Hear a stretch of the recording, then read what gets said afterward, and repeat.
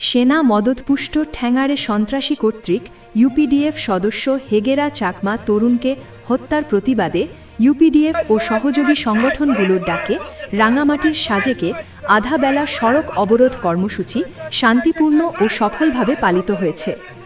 সোমবার ১১ মে ভোর ৫টা থেকে দুপুর ১২টা পর্যন্ত এই অবরোধ কর্মসূচি পালন করা হয়।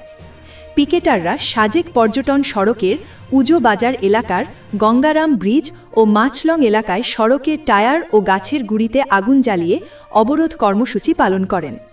অবরোধ চলাকালীন অপ্রীতিকর কোনো ঘটনার খবর পাওয়া যায়নি। শান্তিপূর্ণভাবে অবরোধ কর্মসূচি সমাপ্ত হয়। অবরোধের কারণে সাজেক পর্যটন সড়কে যানবাহন চলাচল বন্ধ ছিল। রোগী পরিবহন, ধর্মীয় ও জরুরি সেবা গাড়ি ব্যতীত অন্য কোনো গাড়ি চলাচল করেনি। অবরোধ শেষ হওয়ার আগে সাজেকের গঙ্গারাম ব্রিজের সংক্ষিপ্ত সমাবেশ করা হয়। এতে ইউপিডিএফের সাজেক এলাকার সংগঠক কালো বরণ চাকমা ও পাহাড়ি ছাত্র পরিষদের বাঘাইছড়ি উপজেলা শাখার অর্থ সম্পাদক সুজয় চাকমা বক্তব্য রাখেন। সেখান থেকে অবরোধ সমাপ্তির ঘোষণা দেওয়া হয়। বক্তারা অবরোধ কর্মসূচি সফল করায় সকলকে ধন্যবাদ জানান। তারা অবিলম্বে ইউপিডিএফ সদস্য হেগেরা চাকমার খুনিদের গ্রেফতারপূর্বক দৃষ্টান্তমূলক শাস্তির দাবি করেন। তারা খুনি সন্ত্রাসীদের বিরুদ্ধে এবং শাসক গোষ্ঠীর সকল অন্যায় অবিচারের বিরুদ্ধে সোচ্চার হওয়ার জন্য জনগণের প্রতি আহ্বান জানান।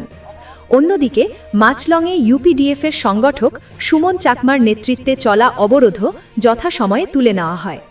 উল্লেখ্য, গত ৯ মে বাঘাইছড়ি দিঘিনালা সীমান্তের শুকনো ছড়ায় ঠ্যাঙাড়ে সন্ত্রাসীরা হেগেরা চাকমা তরুণকে গুলি করে নির্মমভাবে হত্যা করে।